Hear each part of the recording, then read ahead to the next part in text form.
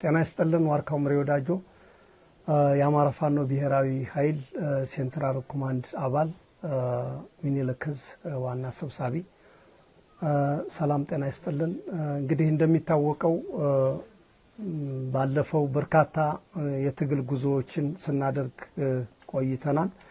አሁን ያለንበት 2018 9 ቀን ማለት ነው፣ ቀን 9 ማለት ነው። ስለዚህ ባለፈው ከአርበኛ አደማሊ አባናደው ዘመቻ በርካታ አውደ ውጊያዎች እንዳደረግነ እንደሚታወቀው እንግዲህ ያው የዓለምን ሕዝብ ያነጋገረ የአማራን ትግል አንድ ከፍ ያደረገ ከጠላት ጋርም አቅማችንን የተለካካንበት ያለፈ የትግል ጉዞ አለ። ያ ጉዞ እንግዲህ እንደሚታወቀው እንዴት መራሃው እንዴት ታገላችሁት ያሉት በርካታ ጥያቄዎችም አሉና እንግዲህ ይሄ እንደሚታወቀው በርካታ ይሄን ትግል ለ3 አመት ከዛም ቀደም ብሎ ለአንድ 4 አመት ያክል ይሄን ትግል የተጓዙ ጓዶች ብዙ የትግል ዕውቀት ያላቸው ነው። ይሄ በተጠና መንገድ የተመራው ከዛ ላይም ደግሞ ጠንካራ መሪዎች አሉ፣ አርበኞች ያሉ ጀግኖች ጓዶቻችን ናቸው በሚገባ የመሩት ማለት ነው። ይሄን የመሩት ኮሮች እንግዲህ ይታወቃሉ። በሚገባ በተሰጣቸው ግዳጅ ያመራሩ ቁርጠኝነት፣ የሰራዊታችን ቁርጠኝነት ያለውን አቅም በአግባብ በሚገባ በመጠቀም ያያችሁት አመርቂ ድል ማምጣቱ ይታወቃል። ይሄን ተከትሎ መንግስት ይሄ ያበሳጨው ከዛ በኋላ በማንኛውም ባየርም በግርም በአፋር በጎረቤት ክልሎችም እስካሁን ድረስ አጓጉዞ ያስገባው ኃይል እንደሚታወቀው ለጥፋት አዘጋጅቶት የኖረውን ኃይል በሬ እየቀለብን አስቀምጠነዋን ሲለው የነበረውን ሽመልስ አብዲሳ ይሄው አሁን ወደ አማራ ክልል አጠቃላይ ገብቶልህ የጥፋት ጉዞውን ጀምሯን ማለት ነው ድረስ እየተጠቀመብን ይሄንም አሁንም ተቋቁመን እንደሚታወቀው ሰሞኑን አዲስ የተቋቋመውንም እዝ 35ኛ ክፍለ ጦር ናት የምትባል ሰሞኑን ወርጌሳ ላይ ልጅ ኢያሱ ምን እንዳደረገ ያዝ ታቃላችሁ ማለት ነው። ስለዚህ አሁን ለአማራ ሕዝብ ማስተላለፍ የምፈልገው ለሰራዊታችን ማስተላለፍ የምንፈልገው ያ የጥፋት ኃይል ኦሮሚያ መሬት ሲያርድ የነበረውን አሁንም መጥቶ ጎጃም ላይ የመጀመሪያውን ግፍ ሰርቷል። ከዛ በፊትም ይሁን መካከል ላይ አላወኩም ጎንደር ላይ ተመሳሳይ ሰርቷል። ሌላ አሁንም ሀውጃኖ ክፍለ ጦር ላይ አንዲት እህታችን ታጋይ የተደረገውን የጡት መቁረጥ ያልተገባ የሰባዊ የሆነ በዓለም ላይ አይተነው ማናቀውን ግፍ እንደፈጸመ ይታወቃል ማለት ነው። ስለዚህ ይሱ የተሰጠውን ተልእኮ እየፈጸመ ነው። ለዛም ነው እኛ ቀድመን የምናቀው ስለሆነ ይሄ ነገር አልደነቀንም። እኛ ስጋችንን ቢጠብሰው ከሞትን በኋላ ማንም ለሱ እጅ የሚሰጥም ኃይልም የለንም። ቆስሎም በአጋጣሚ ወድቆም ቢያዝም ምንም ጠበሰውም ቆረጠውም ጤነኛውንም በቁም እየጠበሰ እየቆረጠ ነው ያለው አይደለም ታግሎት። ይሄ እንደፈለገ ማድረግ ይችላል። አትረደን አትቆረጠን ማለት አይቻልም። ለአማራ ሕዝብ ግን ይሄን እንድታቀው ከቤትህ መጥቶ ሌላ ቦታ ላይ አሻግረህ ኦሮሚያ ላይ ስታየው የነበረውን ኦሮሚያ ላይ ሲደርስ የነበረው የአማራ ግፍ አሁን ላይ ከደጃፍ መጥቶ ግፉ እየደረሰ ነው። በዚህ ጊዜ ማልቀስ፣ ማንጎራጎር፣ ማቅራራት ምንም አልፈልግም። ከዚህ በኋላ ምን ልትሆን እንደምትችል ያው ለራስ ግምቱን ሰጥቻለሁ፣ ውሰድ። ሌላ ሰራዊታችን በያለህበት ይሄን ማስተላለፈልህ ይሄን የሚቆርጠው አስነዋሪ ተግባር የሚያደርገው አንተም ነገ ይሄኑ ስራ እንድትተገብረው ነው። ለምን ሰራዊቱ እያለቀ ያለው ማንም ሽመልስ አብዲሳ ኦሮሞ ቢሆን እኛ የኦሮሞ ህዝብ ጋር አይደለም የተጣላ ነው። የብሔር ችግር የለብንም። በትግል ኦሮሞም እያለቀ ነው። ማንኛውም ኢትዮጵያዊ እያለቀ ነው። ይሄን ጠረ ኢትዮጵያዊ የሆነ ስርዓት ለመጣል ነው ሐሳባችን። ስለዚህ የኦሮሞ ህዝብ ካንተ ጋር ጠብ እንደሌለነ ማወቅ አለብህ። በፖለቲከኞችና በሴረኞች ግን የሚሰራው ስራ የኦሮሞን ህዝብ አይወክልም።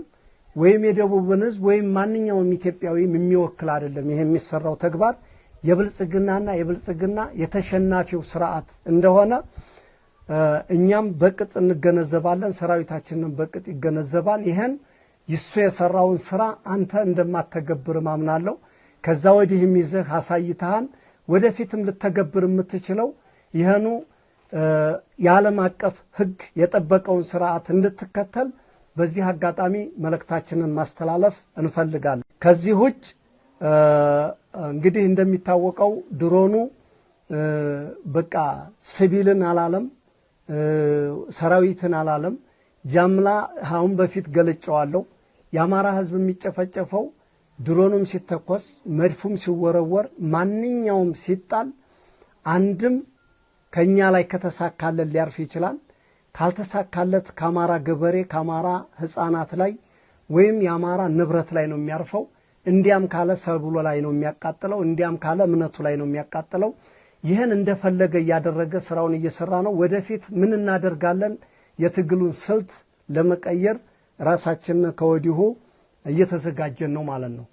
በዚህ ልክ የአማራ ህዝብ እንድታቀው ፈልጋለሁ። ከዚህ ውጭ ግን የሚመጣ ሰራዊት የምትቆጥር ከሆነ የአማራ ህዝብ በጣም ሞኝ ነህ። ንጉስ በሰራዊቱ ብዛት እንደማይድን ቀደም ብለን ተናግረናል።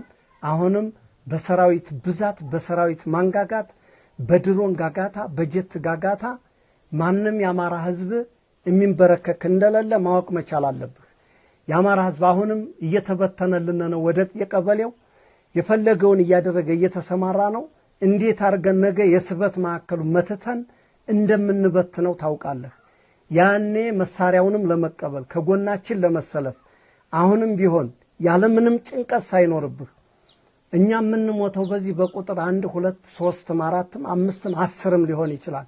ዝም ብለህ ከኖርክ ግን በመቶም በ200ም በ500ም በ600ም በሺም እየሞት ካይተኸዋል። ስለዚህ ልትጨነቅ አይገባህም። አኩሪ ታሪክ የሚሰሩ ልጆች እንዳሉህ በአንድ ምት እንዴት አድርገን እንዳብረከረክ ነው አይተሃል።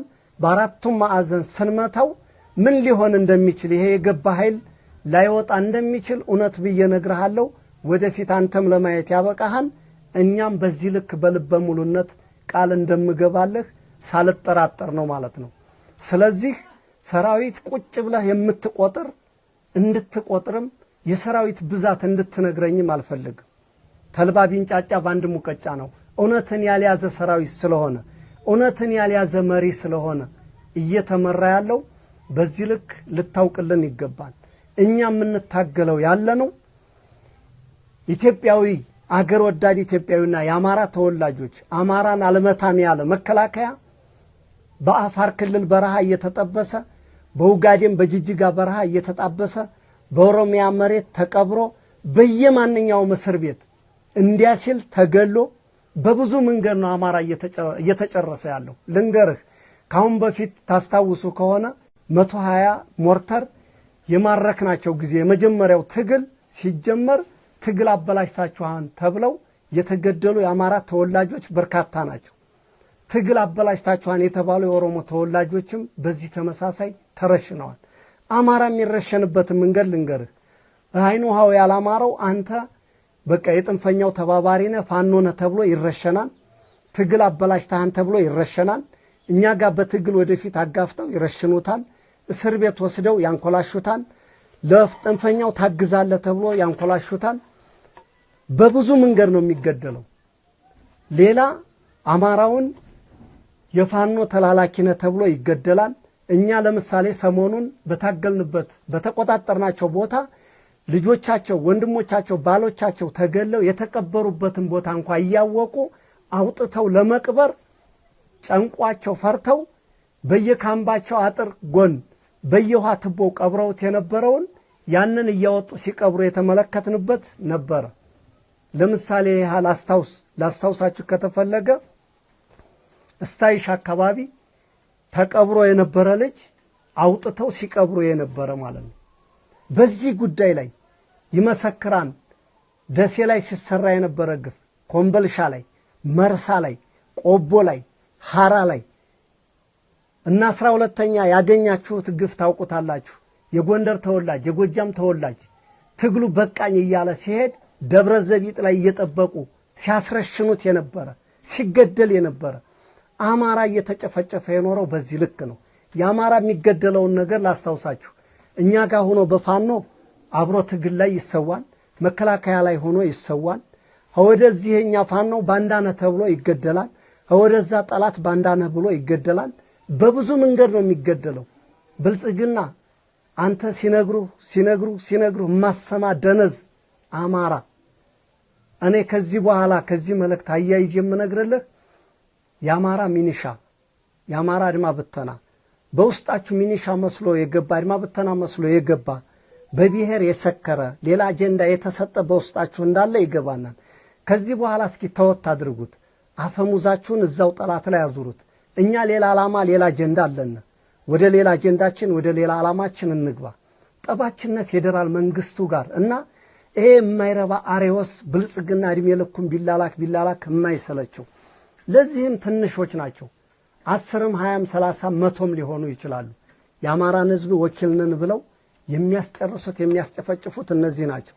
ለነዚህ ተባባሪ ሆነህ የምትወጋና አቁምልን እባክህ።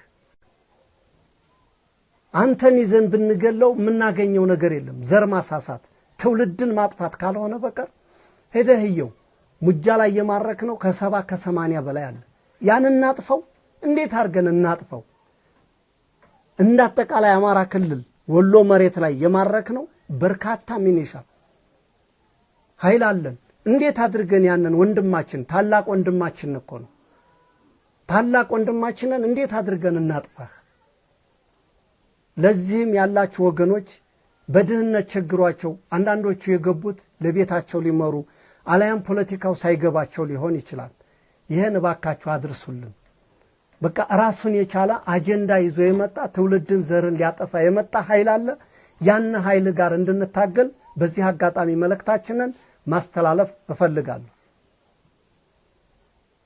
ከዚህ በመቀጠል የአማራ ፋኖ ብሔራዊ ኃይል አፋባሃ በአራቱም ማዕዘን ያለህ ጓዶች ለማይቀርልህ መታረድ ለማይቀርልህ ብልትህ መቆረጥ ይሄ ዝም ብለህ በየጉራንጉሩ 10ም 20ም 30ም እየሆንክ አትሙት።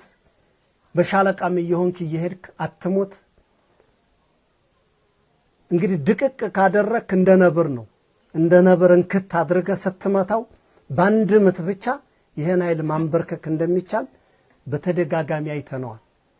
ራስህን አዘጋጅ። ሎጂስቲክ የለኝም፣ ተተኳሽ የለኝም፣ ጅኒጃንክ አይሰራም። ባንድ ጥይት አንዷን ጥይት ከገደልክበት 300 400 ጥይት ታቅፎ የሚመጣልህን ታገኘዋለህ። ያ 300 400 ተሸክሞ 1000 ፍሬ ተሸክሞ የመጣውን ደፍተህ ስትረከበው አንድ ጓድ ታስታጥቅበታለህ። ጠላትህን በጠላቱ ንብረት ነው የምትወጋው። ስለዚህ ምን ትጠብቃለህ? መጥቶ ብልትህን ቆረጠ፣ ጡትን ቆርጦ አሳየህ። ምን ትፈልጋለህ ከዚህ በላይ? ስለዚህ ለመጨረሻው ጠቅለል ሲል በያለህበት ሁልህም ራስህን አዘጋጅተህ ለቀጣይ ላለው ለአንድነታችን ዘመቻ ራስህን አዘጋጅተህ የወንድሞቻችንን የእህቶቻችንን በግፍ የተገደሉት የእህቶቻችንን ደም ለመመለስ እንዳፋባሃ እኛ እንደ ሚኒልክ ዕዝ ዝግጁ ነን።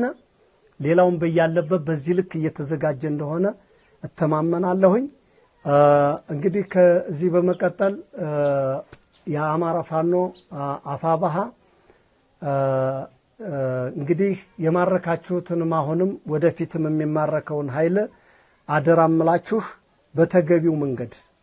በተገቢው መንገድ አያያዛችሁን እንደምታኮሩኝም የአማራን ህዝብ ወይም የናንተን የትግል እሴታችሁን ያከበረ መንገድ የሰባዊ መብት አያያዛችሁን በተማማርንበት ያደረጋችሁት ባለው መንገድ እንድትቀጥሉ ጠላቶቻችን የፈለጉትን ያድርጉ።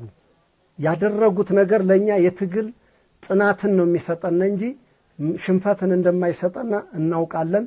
እናንተ የነሱን ተግባር እንዳትከተሉ ይሄን መልእክቴን አስተላልፋለሁ። በመቀጠል የትግል ደጋፊዎቻችን ምሁራኖቻችን በአገር ውስጥም በአገር ውጭም ያላችሁ ዲያስፖራውም ከዚህ በኋላ የፋኖን ስብህና የምትገመግሙን እንግዲህ እስከ ዛሬ ድረስ ጥሪም ያላደረግነው በእግራችን መርገጥ እስከምንፈልግ ድረስ ነው። ስለዚህ ማንኛውም ከዚህ በኋላ ማንኛውም ኃይል ቢመጣ ግፍ የተገፋ ኃይል መጥቶ ትግሉን ለሚቀላቀል ታዛችን የሚያስጠልል መሆኑን ቃል እንገባላችኋለን። ስለዚህ ፖለቲከኛዎችም ምሁራኖችም በዳር ሆናችሁ ከምትተቹን እኛ ታጋዮች ነን። መጥታችሁ ህዝባችሁን በፖለቲካ መምራት፣ ሰራዊታችሁን በፖለቲካ መገንባት፣ ሰልጣኞቻችሁን በፖለቲካ እየገነባህ ማሰልጠን፣ ማንኛውንም ነገር ለማድረግ በዚህ አጋጣሚ ጥሪያችንን እናስተላልፋለን።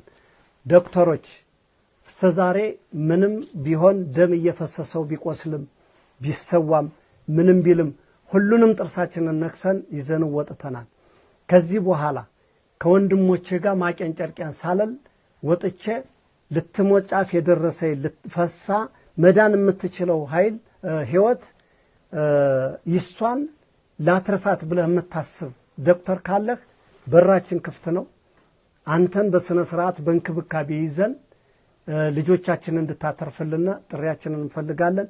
ምሁራንም በዚህ ተመሳሳይ መጥተህ ሰለቸኝ ደከመኝ ቆሰሉ እሞታለሁ ብለህ የማትፈራ ካለህ እኛም ላንተ እንክብካቤም ከለላ ማድርገን አመራርነትም ክፍት ነው በርህ መጥተህ ማሰልጠን መምራት ፖለቲካ መገንባት። ህዝባችን ፖለቲካ ያስፈልገዋል። ለረጅም ዓመት አሁንም በፖለቲካ በውሸት ትርክት እየተሰጣቸው እነዚህ ምን ሊያደርጉ እነዚህ ነገር ሊመሯችሁ እያለ ብዙ የሚያደናክር ስላለ ለዚህ ግንዛቤ ለህዝባችን ለመስጠት ያስፈልገና ማለት ነው። ከዚህ ውጭ ህዝባችን እንደሚታወቀው 16 ወረዳ ከዛም በላይ ይዘን እንደነበረ ይታወቃል። እንደው ወደ ኋላ ባልመልሳችሁም ነገ የፈለግነውን ቦታ ልንለቀው እንችላለን። ምናልባት የኛ ቤተ መንግስት ከዛ እንዳልሆነ የአማራ ህዝብ ልታውቅልና ይገባል። የማናስበው ቤተ መንግስታችን ሌላ ቦታ ነው። ይሄን ከተማ ከያዘው ይሄን ወረዳ ከያዘው እንግዲህ ማብላችሁ ማንም ሰው ተስፋ እንዳቆርጥ እኛ የትግል ጥበባችንን ተከትለን ነው የምንሄደው።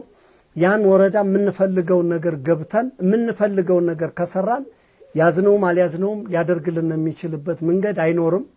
ለቀነው ስንሄድ ማንኛውም አማራ ስለንቦናህ ሊሰማህ አይገባም። ነገ የምናስብበት ረጅም ጉዞ ስላለነ ልታውቅ ይገባል። ከዚህ ውጭ የአማራ ዲያስፖራ በውጭም በሀገር ውስጥም ያለህ እንደሚታወቀው እስከ ዛሬ ድረስ በተቻለ መጠን እያደረጋችሁልን የመጣችሁትን ድጋፍ እናመሰግናለን።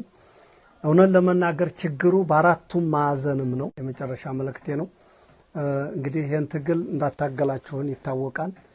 ካለው ከሰራዊታችን ስፋት አንጻር በቂ ነው ባይባልም ከጎናችን ሆናችሁ በፖለቲካውም በፋይናንሱም በሁሉም ድጋፍ ስታደርጉልን የነበረ ሁላችሁም ምስጋናችንን እያቀረብን አሁን ያለንበት ወሳኝ ምዕራፍ ነው ማለት ነው። ከዚህ ቀጥሎ እንግዲህ የሚዲያ ሰራዊታችን ነው ማለት ነው። የሚዲያ ካህኑን ስል እንደሚታወቀው ምንም ጥቅም እንደሌላችሁ እናውቃለን። ለአማራ ትግል ግን ከፍተኛ ያደረጋችሁት የትግል አስተዋጽኦ ጥይት ከመተኮሱ በላይ ነው ማለት ነው። በካውንስሉ ሆናችሁ የምትታገሉ አላችሁ። ከዛ ውጭ ሆናችሁ በግልም የምትሰሩ ሚዲያዎች በጣም በርካታ ሚዲያዎች አላችሁ። ለእናንተም ከፍ ያለ ምስጋና ይኖረናል ማለት ነው። በቃ የአማራ ህዝብም ማንኛው ሀገር ወዳድ ኢትዮጵያዊም ይሄን በውጭ ያለ የሚዲያ አካላት ማንኛውንም እንዲደግፈው ፍላጎታችን ነው። በቃ እንዲደግፈው ፍላጎታችን ነው። ድምጾቻችን እነሱ ናቸው ማለት ነው። እነሱ ናቸው። በያላችሁበት ምስጋናው ይድረሳችሁ። ሌት ተቀን ብላችሁ መረጃን አፈንፍናችሁ የተሰራውንም ግፍ ለዓለም የምታሳውቁልን መሬት ላይ ያለውን የትግላችንንም ሰራዊታችንን ልቡን በሚያሞቅ መንገድ እየፈለፈላችሁ እያደረጋችሁት ያለው አስተዋጽኦ እንደ ቀላል የሚታይም አይደለም። በድጋሜ ላቅ ያለ ምስጋና አቀርባለሁ። አመሰግናለሁ።